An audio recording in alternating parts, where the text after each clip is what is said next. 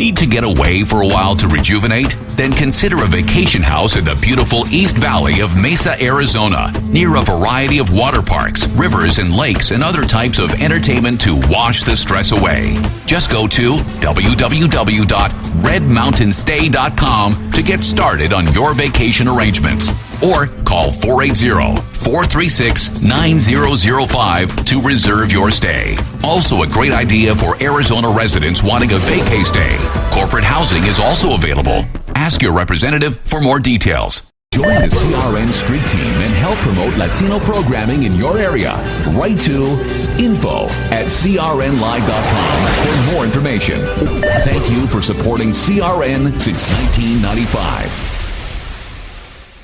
Thank you for tuning in to the Onda Show with your host, Dee Blaze, here on this great radio station. The Onda Show is a variety show specializing in the entertainment world in music, movies, television, sports, and other specialties. For the next hour, Dee will bring you some interesting interviews to entertain and educate. So, if you're listening to this program at home or at the office, your smartphone, or your car, let's begin with Dee Blaze on the Onda Show.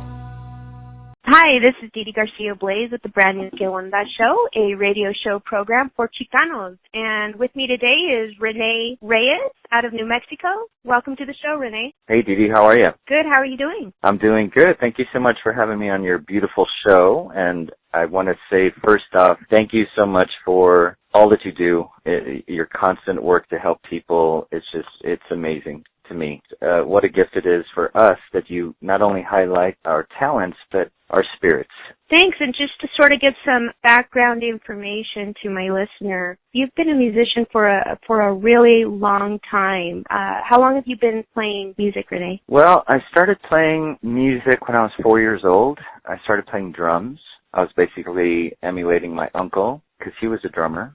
So he was playing drums to some music one day, and I sat across from him, and I picked up a pair of his drumsticks, and I started playing along with him, and ever since then, I've been doing music literally full time. From the drums, I went to the guitar at the age of 12, and that became my chief instrument. It literally flew into my life and gave me a voice that I didn't even know that I had. So, but you know, the household that I grew up in, it was very music-based. It was a trailer that I grew up in, and the front part of the trailer was my mother. And she was listening to a lot of Paul Simon, Art Garfunkel, Fields and Crofts, Carole King. In the middle of the trailer was my uncle and I, and we were into rock and roll and blues and jazz. And then in the back of the trailer was my grandmother, who was constantly listening to Tex-Mex and also R&B. So you kind of got a flavor for all these different genres of music. Let's visit your grandma, because for some reason I'm kind of wanting to pull from your soul a little bit to that regard. Was she a musician too? What kind of woman was she to you? How did she influence you and that sort of thing? She was a musician. She was a singer. She was a very well-known singer, actually, in Texas. Her name was Frances Garcia, but everybody knew her as Panchita. She would sing kind of like just all over the state with her brother at one point, who played saxophone. They toured Texas quite a number of times, and then once she had her children, she decided that she's not going to do music anymore. She's going to just be a mother. The influence that she had on me, I mean, I really do consider her my second mother. To this day, there's very few people in my life that really understood where I was coming from. And she was the first one to make me feel like I understand. I'm here for you. Holding hands, walking down the street, you know, constantly laughing, playing music together. She was a really, really important part of my life. She passed away in 1994, but I literally feel her every single day. I'll wake up in the morning and I'll just be driving or walking, and I'll just feel her energy and her presence kind of just surrounding me and protecting me. She gave me my first electric guitar because she just believed in me. You know, she always, you know, her statement was, "You're the best guitar player in the world because I say so." So she was that kind of personality. You know, it was very energetic, very vibrant, massive belief, highly spiritual, and just really believed that if you follow what is inside you at all times, no matter what is going on in your life, you feel happy. for some reason. And it's because you're doing what you need to do. To this day, that's exactly what I do. I wear her medal every day. Yeah, she's still with me. Nice. Just sort of going back to your musical career, the reason for the show, part of the reason, is to bring out into the light Chicano musicians, Mexican-American musicians who contribute to the arts every day, but the notice isn't satisfactory to me. I think that we just sort of need to bring them out more into the spotlight for future generations who have aspirations in film and music and writing and what have you. And this sort of catalogs everything. It's a place to go to refer to with regard to musicians like yourself for the younger generation to look up to, or perhaps even contact. You know, I'm sure that you get contacted for mentoring, I do. Don't you? And what do you do when people go to you to ask for music advice? I mean, I always tell them, you never treat yourself like a secondhand store. You know, what you have to sell is very valuable. Who you are is important. You know, don't ever doubt that you're lacking in certain areas. It's like, no. You're great at what you do. And even if it's at the stage of discovery of what you are to become, I mean, these are all blessings that are literally surrounding you every single day. You know, basically what I tell them is always believe in yourself. And it doesn't matter what you say to me, you're not alone in this journey. Nobody is technically alone in this journey. If you choose to be alone, that's a different story. But you could pick up the phone and reach a friend or family, and trust me, people are there to help you. People are there to believe in you, and who have believed in you throughout this whole time. As an artist and a musician and an actor, you go through a lot of times in your life where you feel like it's just not working. Am I doing what I'm supposed to be doing? Nobody's really paying attention to me. Nobody can listen to me. Nobody can hear me. And what you have to realize is the right people are going to hear you. Not everybody's going to hear you, but they're not meant to hear you. The right people are going to listen to you and hear you.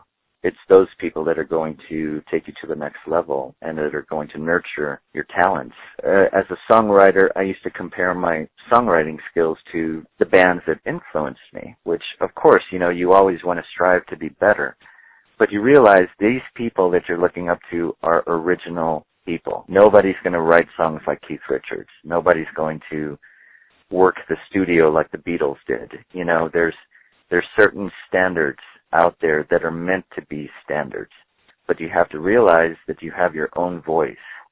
And if you can get an amalgam of all these people and their styles and form it into your own, you're going to realize that you're going to get your own voice pretty quickly. Nice. I'm looking at your resume on the IMDb.com, and I know that you have your own IMDb under Rene Reyes. Yes. It looks like some of the first music that you produced for a national television series is Buffy the Vampire Slayer. I like that television show. I like vampire shows and movies. And how did you land that deal? You know, it was really funny because my uncle and I were in Los Angeles and we were playing out, you know, at clubs and rehearsing and songwriting and stuff and really, really trying to make any kind of money. I got this random email from this guy from the WB, and he said, my name is so-and-so, and I heard your CD, and there's this one particular song called Bring Me On, and we want to use it for an episode of Buffy the Vampire Slayer. So we, of course, said yes, you know, because any attention was good attention. So they used that song for the episode, and we received a check for it, and we realized at that moment, oh, wait a minute, you can make money doing this. Okay, this is interesting. You know, what a new concept. So from there stemmed movie licenses. There really was a period of time where it was just one right after the other, and we were really fortunate to just have a great band writing some pretty original music, people enjoying it. You know, it's amazing that what you could wish for, because as a teenager, I would always wish for, you know, I want millions of people to hear my songs, I want to be in magazines, I want a great car, and all this kind of stuff, and I realized that, well, wait a minute, all of my songs are being heard by thousands upon thousands, if not at times millions of people, depending on the movie. It's the songs that we've written that are in these movies that are played around the world. And we'll get emails and stuff from all of these people from all of these different countries just saying, you know, your song really inspired me, it really saved me, it really made me feel good about myself. And it's amazing what a song that took 15 minutes to write can actually, you know, it's that ripple effect. It's just going to keep going. Now, speaking of the first band with your uncle was under Active Faith. Now it's known as Green Car Motel. Is that correct? That is correct. With regard to Rick, your uncle, he's got a great voice, by the way. And the very first time that I heard a song produced by the both of you was in the movie theater. I'm a big Tom Cruise fan, and I went to go see Collateral in the theater. The song that really grabbed a hold of me was Destino de Abril, and that's just an amazing song. Thank you so much.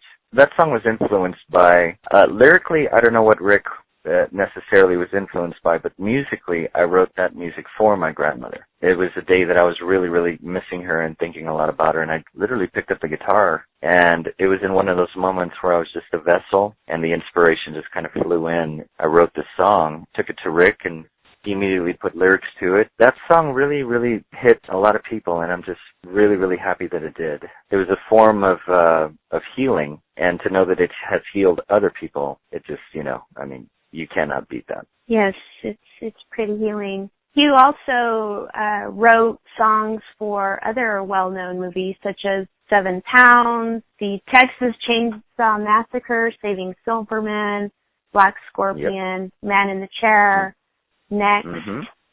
I mean, the list goes on.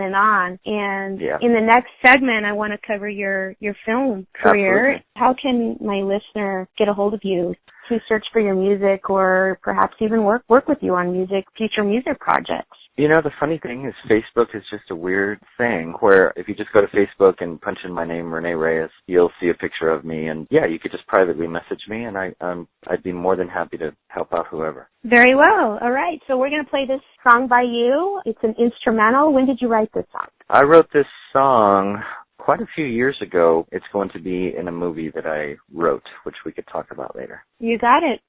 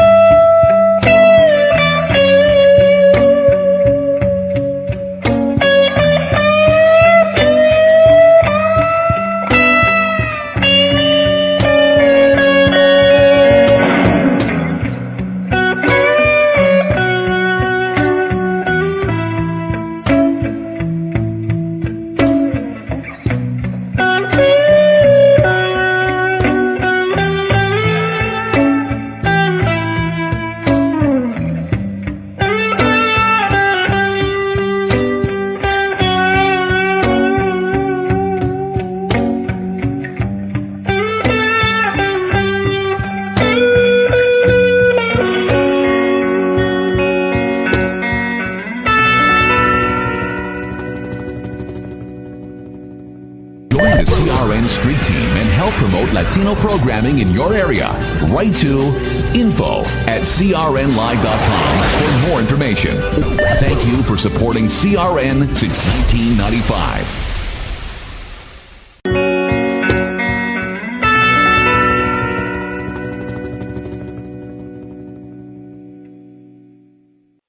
Join the CRN street team and help promote Latino programming in your area. Write to info@crnlive.com for more information. Thank you for supporting CRN since 1995. Welcome back to the show, Rene. That was a wonderful instrumental. Amor Thank you. Divino. That's the name of the song. That's right. Mm-hmm. And is there anything that, before we go and discuss your film career, is there anything that you want my listener to know about you, Act of Faith, Green Car Motel? I know that your uncle's name is Rick Garcia. Mm-hmm. And are you guys still playing together? You know, we haven't played in a while, but a show is going to be happening over the summer. A lot of people in Los Angeles are asking when we're going to play out again. So, yeah, I'm definitely going to make the drive out there and do not only one, but I think maybe like 3 to 4 shows, actually, in the span of a week or two. So that should be coming probably in June or July.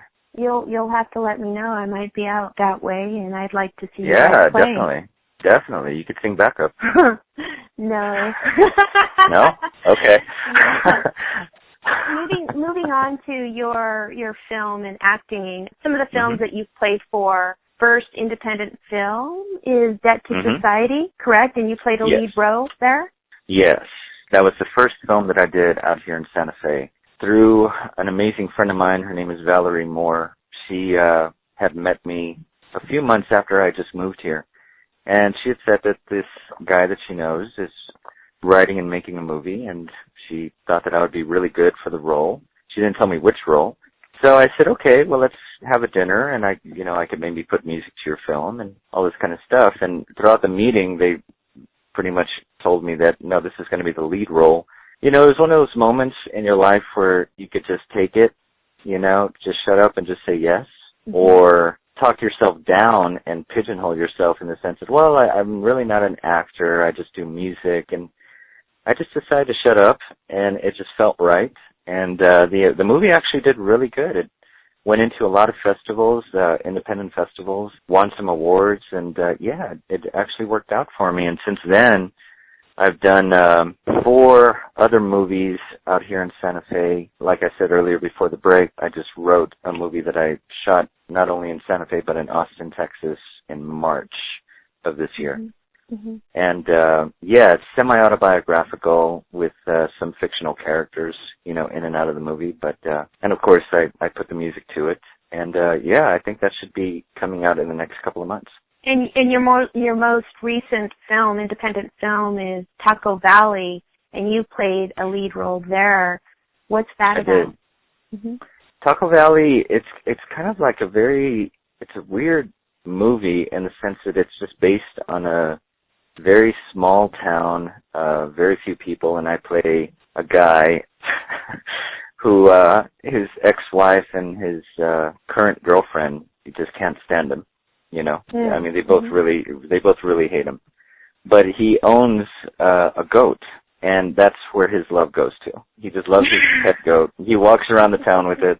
He sings songs to it. It's just a really trippy film, So he finds comfort in his pet, even though everybody in the town pretty much despises this guy. But, and then after that, actually, I did a film called Trauma Cycle, that's going to be released later this year, and that is based on the director's father, who is a Vietnam veteran. The story is basically about how veterans are treated once they come back from war, and how some are accepted, and for some reasons others aren't, and which is just ridiculous. I mean, not only should they be accepted, but they should be embraced and appreciated. And so that's what this next film is going to be, and that's called Trauma Cycle. And then the movie that I wrote is called Where's Home? Yeah, that should be out probably by August. Where's Home is the one that you wrote for, or you partnered with somebody to write this? Yeah, Yeah, I had the screenplay, and I got together with this guy. His name is Craig Clark, and he's out of Santa Fe as well. Mm-hmm. And I told him the idea, and he got on board really quickly, and I asked some other people if they'd be interested, and I mean, their enthusiasm just knocked my head off. I mean, it was amazing. They all signed up. They said yes. So, yeah, some of my friends here in town, we shot some scenes here in Santa Fe, and then we literally got in 2 trucks and drove to Austin during South by Southwest and filmed the rest of the movie there and on the streets of 6th Street and South Congress. And, yeah, just the buzz around Austin was just so great for the filming. It was just, I mean, you know, if you've ever been to South by Southwest, I mean, the energy there is I did. It is a lot of fun. Feeding you. Isn't it amazing? Yeah, no, I worked hard and I played hard. It's good you did both. That's good. You have to have balance in your life. I know. I wish I was more balanced, but it's either you work hard and you play hard. So I guess it balances out. Yeah. I see here that you were a musician and played in television series such as In Plain Sight, going way back to Beverly Hills 90210, Melrose Place. Yeah. And so it forth. Shows my age. I think that's pretty cool. You know. Yeah, there was, again, I mean, that came from the movie Death Society, where I did this movie, and from that, some focus went on me that they wanted me to audition then for some television series, and I was able to land a few of them, and yeah, just, you know, the auditioning process out here in Santa Fe is just fantastic. I mean, the film industry is great, and it's really buzzing. There's constant flow. I had no idea how many movie and TV productions are made here, but it's amazing. It's really, really cool. They're really nice people to work with. Yeah, it's just been so much fun.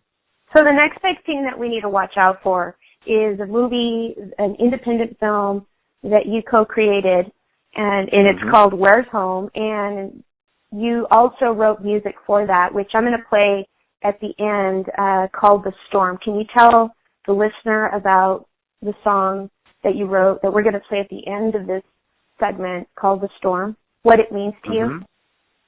The Storm, in my opinion, is the best song I've written as far as a solo artist goes. It was written around a time where I was going through a lot of challenging times physically. I couldn't really play the guitar. Nothing was really working on my body. I was given 2 weeks to live, and I decided, no, they're wrong.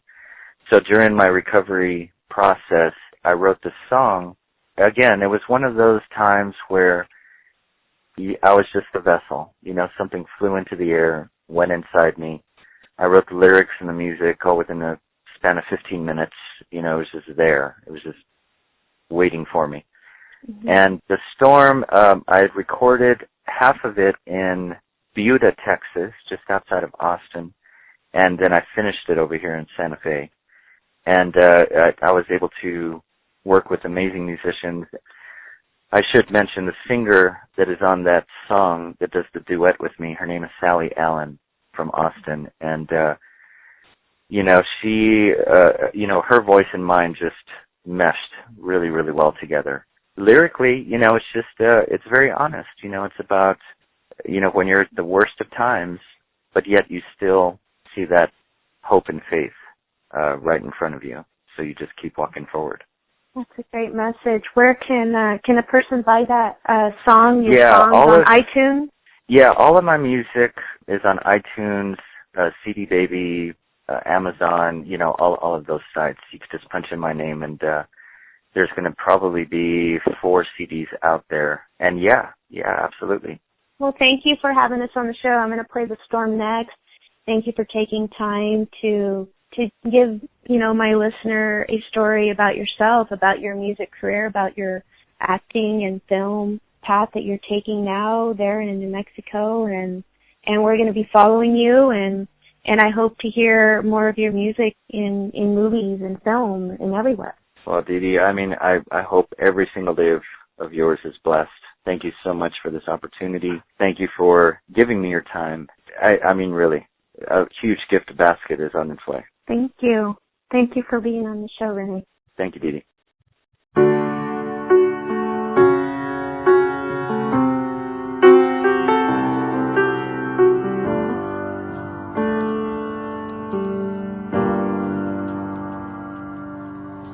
I know just where you're going. I know just where you've been.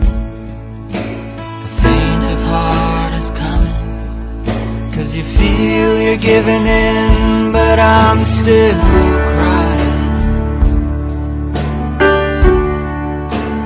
Crying from the storm.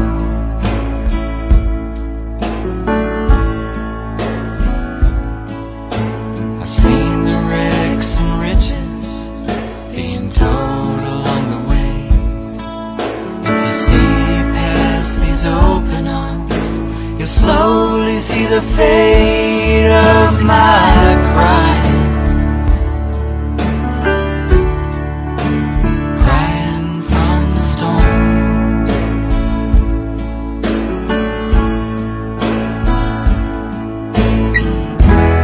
Touch the hands of love to show you the way.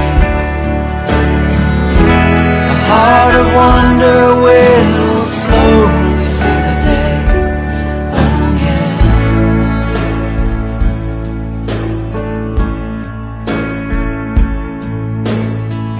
Dimming days are far away. Can you see the light? Cast no shadows on the wall. A time of delight, but I'm still crying. Crying from the storm.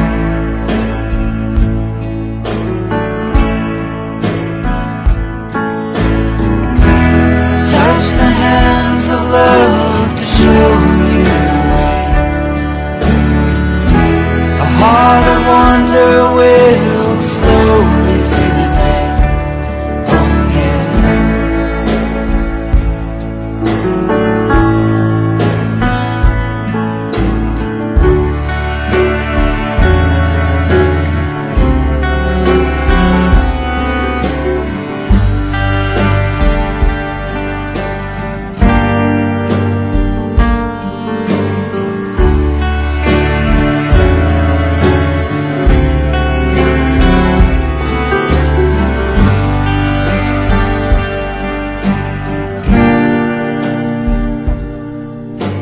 Singing songs from days of warmth. Can you hear the tone? Bitterness is sadness for a soul that hasn't flown, but I'm still crying. Crying from the storm.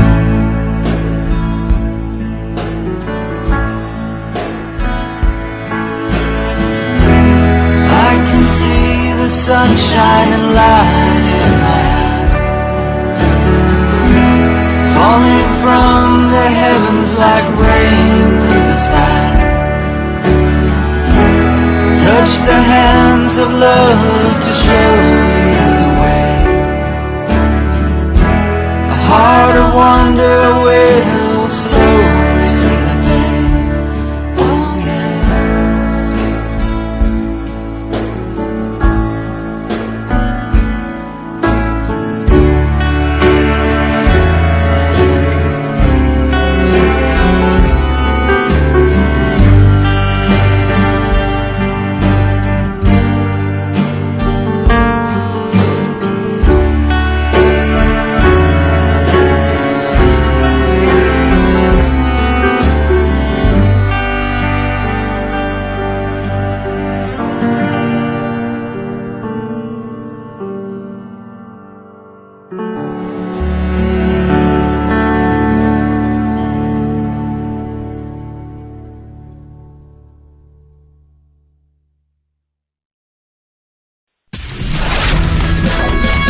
Covering the whole spectrum of Latino music. We're CRN. Hi, this is Didi Garcia Blaze with the brand new Onda show, a radio show for Chicanos. And with me today is artist El Moises. El Moises is leaving his mark as a modern-day artist that brings the essence of urban culture and barrio flavor to mainstream fine art arena. The foundation of his artwork is influenced by the Chicano, American, Native American, and Mexican cultures that are reflected in his art pieces. Inspired by his roots, El Moises accents his wood-carved frames with a Native American and/or Mexican folk art touch, often bringing the artwork outside of the square dimensions. Welcome to the show, Moises. How are you doing? Órale, muchas gracias. Estoy bien aquí. Everything's cool. Good. And how's the weather in Taos? Oh, the weather here, there's a saying, if you don't like the weather, wait 5 minutes. It changes a lot.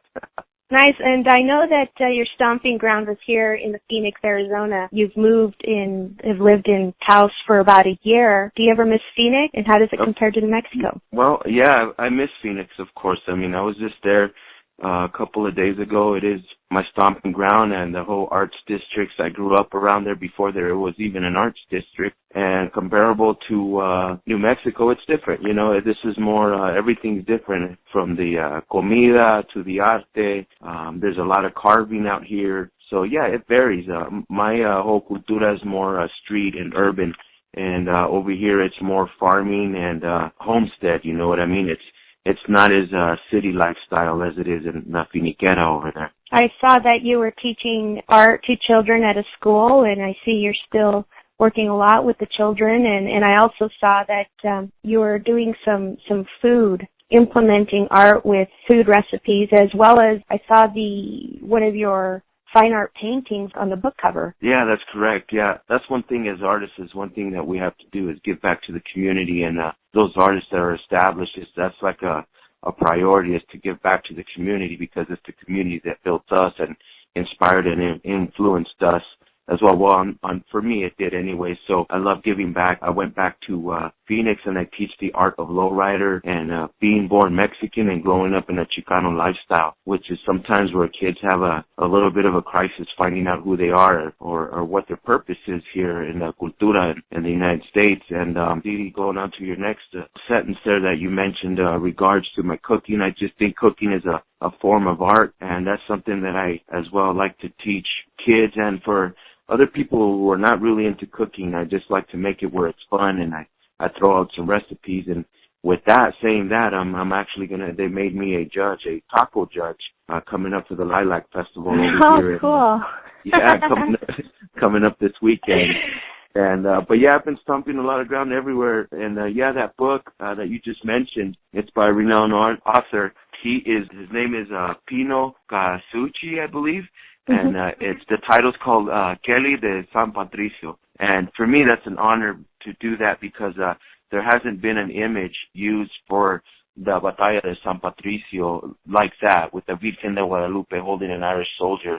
It was also used for Concord Records for the San Patricio album. Los Tigres del Norte were on there, Lila Downs, and many more. But yeah, it's a great honor to have done that, Didi. Nice. Also, I saw I'm a stalker of your Facebook page, so.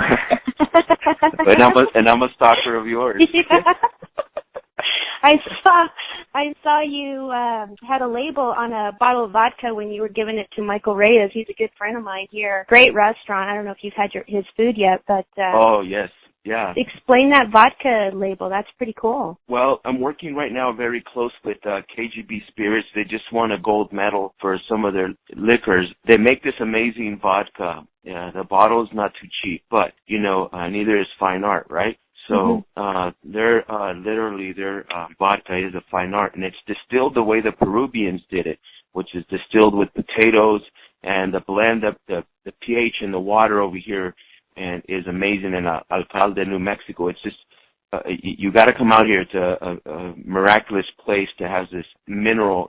The minerals in the water is just amazing. But going to KGB Spirits, they found out that I did a lot of stuff that dealt with indigenous art, where I mixed the folk with the moderno, and that's something that I like to call my work, where it's folk moderno, arte chingón. So it's like folk modern meets badass, And they wanted to do something contemporary, but something keeping a tradition of their bottle where it looked classy. So they called upon me to do this label, and then we became good friends, and they love the work so much that I'm actually working on their whiskey label now.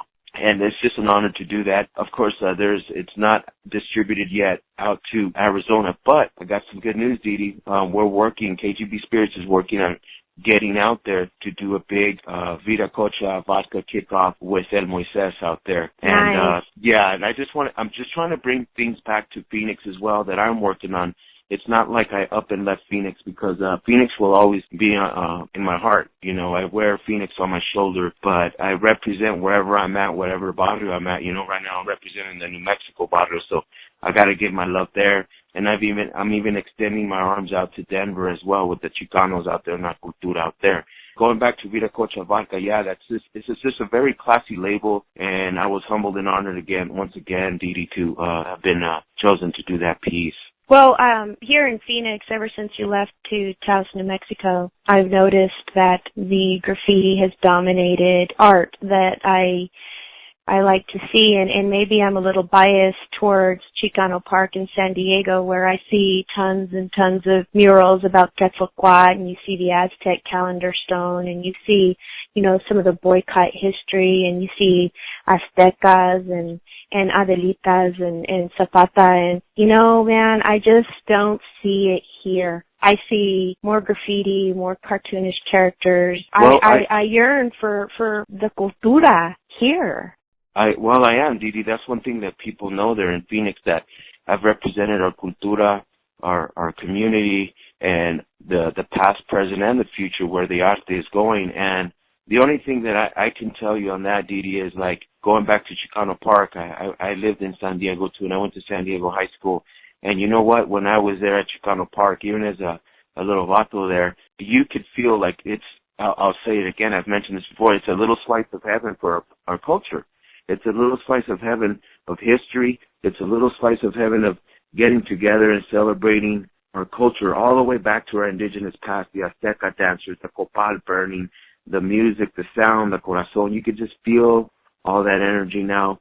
When we go back to Phoenix, and this is nothing bad about Phoenix, but the graffiti thing is, when people are not educated in Chicano art, the first thing they think is a Mexican with a spray paint can. You know, they see us like that. And I've been referred to some of those murals that have been in Phoenix, because they'll see a lowrider car, and they'll say, "Hey, Moises, I saw your mural, you know, and over here in this area." And I'm like, well, first thing is, I don't really use, I don't do graffiti art. It was something that I use as a tool. I still use aerosol in my work, but more as background.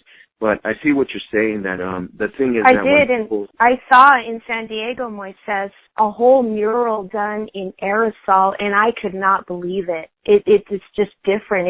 I saw it was a beautiful woman, the texture in the rose that the painter did. It wasn't what I see here. Yeah, well, the abundance is, Didi, I was going to tell you, is the graffiti artists are, many of them do different styles and different techniques, but when you're able to get free walls and have opportunity to do that, then that's what's going to happen. You're going to get that. But, you know, when a business owner wants to hire a professional artist and wants to hire somebody that has a message for the public through our culture, the Chicanismo, then they're going to hire someone that's professional. And sometimes, you know, the community gets upset when they'll hire an artist outside of Arizona, all the way as far as from Chicago or L.A.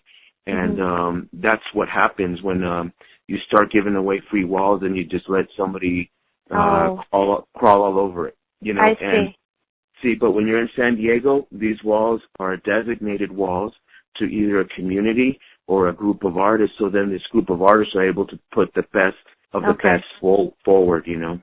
Got it. Now, I want to pull from your soul and your heart, and I want the listener to hear from you how art saved you, because I believe that is a beautiful story about you. It permeates. How did art save you? Well, art saved me in many, many ways, and one of them was that when we first moved from Mexico to the U.S., that's when I first found out that I was poor. That's number one. And we lived in an abandoned house. And I remember my mom telling me that we pretty much came over here for us to have a future, meaning the kids, me, I was one of them, and pretty much not to F it up, and that we could do and be whatever we wanted to do. So being in the barrio and being gone on certain little events that happened in my life, like drive-bys with relatives, and then heroin being around me in the community, it just wasn't a place that I knew that I wanted to be. But the artwork saved me, because I never got my ass kicked as a kid, because people knew I was the artist from the hood, and people always knew me as the artist in the class, so everybody always wanted something from me. So within that, I've also had a couple of longer stories, near-death experiences that have let me know that I'm supposed to be here. There's a reason why I'm here. And that's why I extend what I do, and I do the best that I can do, Didi, every day, because I'm sharing my narrative story. I'm sharing narrative art and handing down a torch, basically, like a torch was handed down for me from those who paved the road for me, all the Chicano masters, and it is what saved me, because I don't know what else I would be doing, and I don't know who else I would be if I wasn't in Moises. Well, one of the things I want my listeners to know about you and I is our relationship goes way back several years, when I was introduced to your artwork when you painted Sheriff Joe Arpaio as the devil, and Governor Jan Brewer, who supported an anti-Mexican, anti-immigrant law. You painted her as the Queen of Hearts, and then the sponsor of these anti-Mexican hate laws, the ousted and former Senator Russell Pierce. You depicted him as Pinocchio, and that's what grabbed me, because at that point I was at the height of my political activism, and that's what sucked me in, and just you painted what we felt in our hearts, and for that I thank you, and for the work that we've done together. Well, I think we've had some experiences that have made us a brother and a sister together, because we were in the middle of all the BS when all that went down, and I think that was the line that made you come and talk to me, and I got to know who you were, and obviously you were doing what I was doing. I was doing it through pintura, and you were doing it through your voice and your writing. So there was a connect there, and I think that led to us meeting different people in our lives that have we've made actually an impact on them, because we've been bringing it to the front through arte, and now through your voice over the radio as well. So, it's just one of those things, Didi, that I think, like I said, that there's a rebirth right now that's happening to a lot of us, and it's something that I knew that I was going to be going through. And those who are not being born right now, going through the rebirth that's been told to us all the way back to our indigenous ancestors, they're going to fall down on the side as we keep going further and keep teaching and lecturing and sharing what we've been blessed to do, Didi. Now, Moises, how can my listener get a hold of you? Can you share your website, your social media outlets? Yeah, absolutely, Didi. They can go to artedemoises.com, and there you can go to my links and you can see some videos. You can actually go to my Facebook and my Instagram from there. Anybody have any comments or anything that they would like to get me to go out to their town or their school, I'm easy to get a hold of, so go through there and message me through there as well. You got it. Well, thank you for being on the Que Onda show, a radio show program for Chicanos and Latinos. And thank you, Moises. Órale, Didi, que viva la raza. The Que Onda show will be back in a moment. Need to get away for a while to rejuvenate? Then consider a vacation house in the beautiful East Valley of Mesa, Arizona, near a variety of water parks, rivers, and lakes, and other types of entertainment to wash the stress away. Just go to www.redmountainstay.com to get started on your vacation arrangements. Or call 480-436-9005 to reserve your stay. Also a great idea for Arizona residents wanting a vacay stay. Corporate housing is also available. Ask your representative for more details. Now, let's continue with the Que Onda show.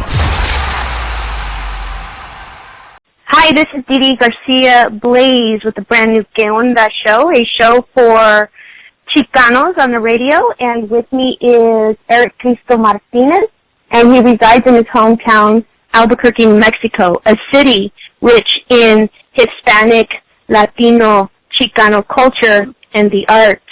Growing up, he was fascinated by the arts and tapping into his creative side, but it wasn't until his trip to prison that he discovered his passion for the arts and tonali, as he calls it, a Nawa word meaning your destiny or calling in life, and the title of one of his paintings. A calling he believes has purpose much bigger than him and art for art's sake.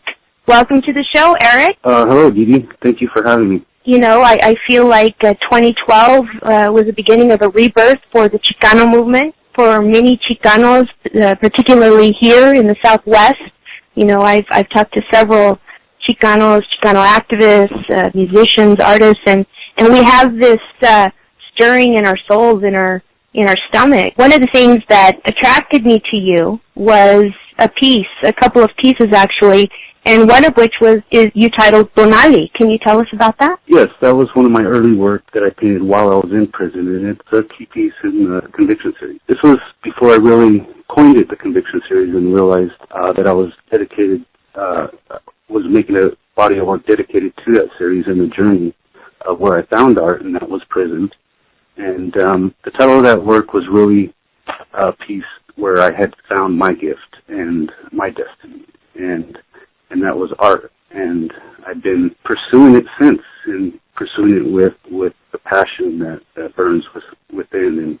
And 2012 was a big year for me as well. I mean, that was my transition back into the community, which was actually in 2011, but 2012 was a big year for me. Essentially, you know, I was reading your bio on your website, ericcristoart.zenfolio.com. I was reading your story where you got wrapped up in the drug culture, and at a very young age you were put in prison, and art saved your life out of that drug culture. Can you tell my listeners, future Chicanitos, how to avoid the drug culture and how to spend their energy on other things? Do you have a message for them that you want to? Yeah, and that's kind of the message of the Conviction series is, you know, the conviction and strong belief that you can turn a negative into positive.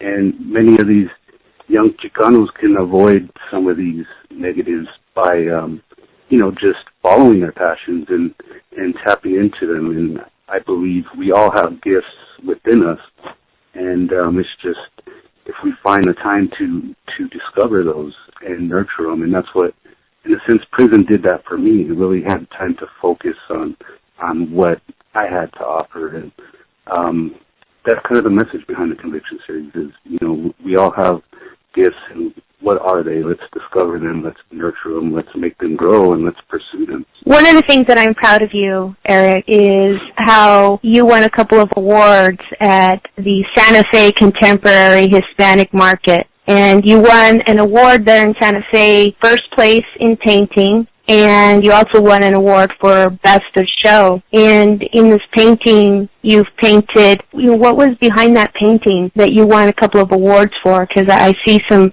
drug culture in there and so forth. Yes, the title of that piece is Chronicles de Borgia, and it's telling a story of Albuquerque, which is a typical story in many communities. Basically, was inspired by Cubism in Picasso, in one of his most famous paintings, where his first Cubist painting of 5 prostitutes, where he had painted something completely different and went left, which was unheard of at that time. And that's kind of what I was trying to do with this piece, was tap into that inspiration that came from Cubism and studying that movement. And that's one thing I did, was study a lot of different movements, and it really helped me grow as an artist. But this particular piece, it's very raw, and that's kind of what inspired me and intrigued me about Picasso's piece, was it's very raw and puts it all out there. And he called it his first exorcist painting. And in a sense, this was kind of my first exorcist painting, because it put all that negative out on the canvas. You know, in order to overcome something, you have to realize it.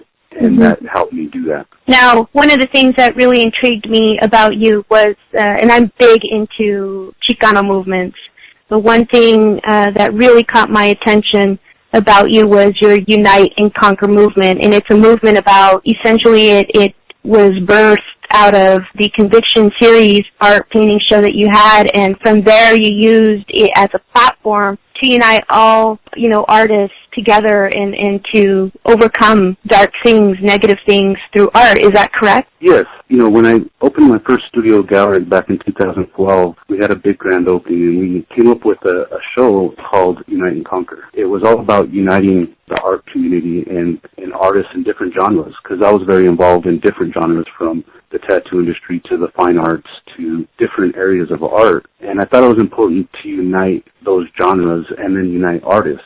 I've seen a lot of division, when I first got out of prison, and I was like, we need something that brings us together. And I thought it was important just to find a way to do that. And this event was the first time that we really started to do that, and it's kind of grown and spawned off of that. We created the Unite and Conquer art movement, which is all about uniting not only this community, but communities with other communities. And with the gallery, that's what we hope to do, is show local artists amongst out-of-towners, which would really unite with gente from all over. And that's kind of my focus, and where I'll, create a platform, not just for myself, but for others. And I feel that's important, especially for Chicano artists and other artists that aren't accepted into other galleries. So why not create our own platform? I like your concept, and I want to support your concept in uniting artists and conquering and overcoming bad messages. And how can my listener look you up, work with you, commission you? How can my listener get a hold of you? If you, on social media, you can find me on Christo Martinez, and the shop page is Iconic Studio Gallery. Iconic 47 Studio Gallery, and then the Unite and Conquer Art Movement. And that's all on Facebook. Instagram is the same names, and then if you can view articles and whatnot about me, and find my website if you just Google my full name, Christo Martinez. Now, do you see, and I'll end with this, do you see, you and I had a conversation earlier about a rebirth in 2012 and how several of us, we're feeling stirred to rise up and do more and preserve Chicano culture. And I'm really happy in doing what I do. I'm able to see more of us have the same idea with regard to coalescing in what was formerly known as Azatlan. Yes, and that's why I was very intrigued when I learned about you and your show and what you're doing, and I think it's great. I think we need platforms for us to come together and unite and bring our talents together, because then it's a force to be reckoned with. And I think a lot of young Chicanos are starting to get a little older and a little wiser, and realizing the power we have to overcome and come together and succeed. And I think that's important, and I think there is a great movement taking place, and younger Chicanos are starting to get involved, and I think it's important that the younger generation starts to get more involved. Well, thank you for appearing on the Onda show. I wish you the best of luck, and I'm definitely going to follow you for sure, and next time I go to New Mexico, I'm going to look you up, and I'm going to continue to cheer in your corner. I really love what you're doing, and I believe in you. Thank you. Great. Well, we look forward to having you in Vodka, and give me a call, and we'd love to show you around, and hopefully we'll have the gallery up and running by then. So, Ándale, you've got my support. Gracias. Let's continue the program in a minute. You're listening to the Onda Show. We'll be right back. Don't forget to join your host, Dee Dee Blaze, on the Onda Show every Thursday night at 7 p.m. PST, with an encore presentation of the same show on Sunday, 5 p.m. for those who couldn't make the Thursday night show. Thank you for continuing to support our unique programming here on your station, CRN Live. Now, let's continue with this educational program with Dee Dee Blaze on the Onda Show. Hi, this is Didi Garcia Blaze with the Onda Show, and with me is J.T. Campos, actor and stuntman in the entertainment industry. Welcome to the show again, J.T. Oh, well, thank you. As always, it's such a great pleasure to be here. Quick and fast, listeners of the Onda Show, please go grab a piece of paper and a pen, something to write on and take notes, because I'm going to give some information on the film industry out there in New Mexico. I'm going to let you know about some movies that are taking place, and how if you've ever wanted to get involved in film and find out what it is, starting off as an extra, see if it's something you might want to do. I'm going to give you some information that you can get involved with and in right there in your own state of New Mexico, whether it be Albuquerque or what's another beautiful little town out there?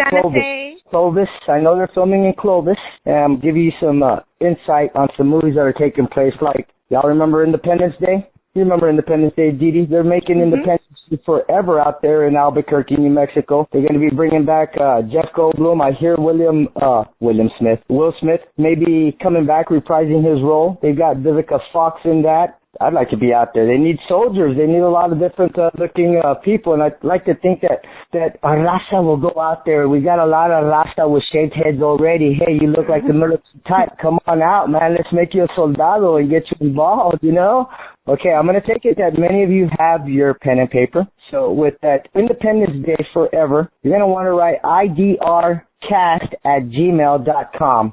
And in the subject line, you want to put soldier submission. Now, I'll let you know a little bit as well what you need to do once you do that. You're going to want to send 2 pictures in. You must include your first name, your last name, your age, your height, your weight, contact numbers, and these pictures need to be within two weeks, people. I don't need a picture of 7 years ago. You want 2 recent photos, 1 photo from your waist to chest up, and 1 photo from head to toe showing your full body. No sunglasses, don't wear a hat, make sure it's not blurry, and that's what you'll do for your IDR casting, your Independence Day Forever movie. We also have Preacher. Preacher's a TV pilot taking place out there.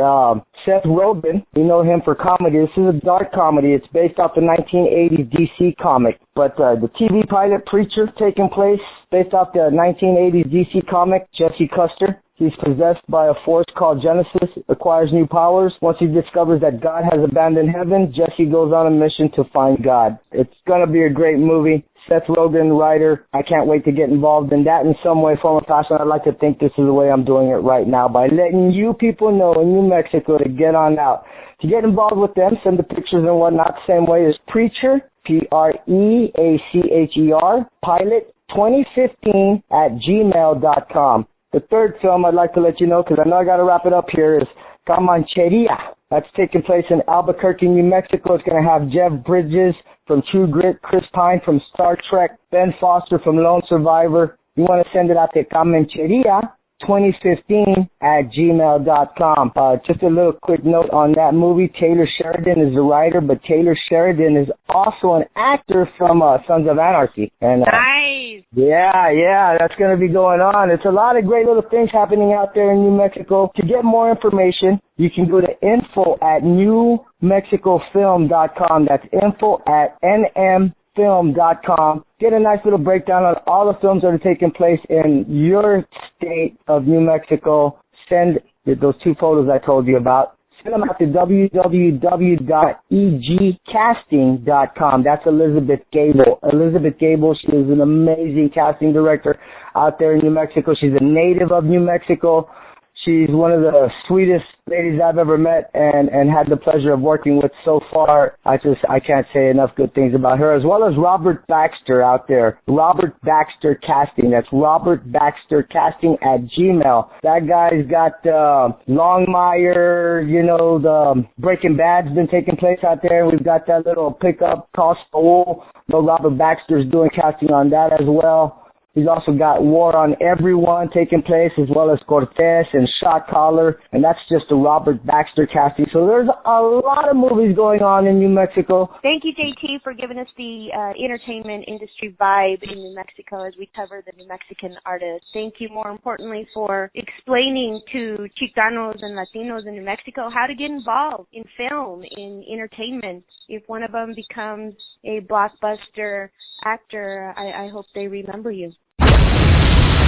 You've been listening to The Onda Show with your host, Dee Dee Blaze. This program is the property of Star Sound Music Group, Hollywood, California, and is available for syndication by emailing your request to affiliates@kondashow.com or call toll-free 213-283-STAR. Educational institutions, please call to see if your school qualifies for free licensing on your campus radio station. This program was produced by Dee Dee Garcia Blaze. Executive producer is Frank Miranda. Imaging by David Tyler. Thank you for listening to The Onda Show.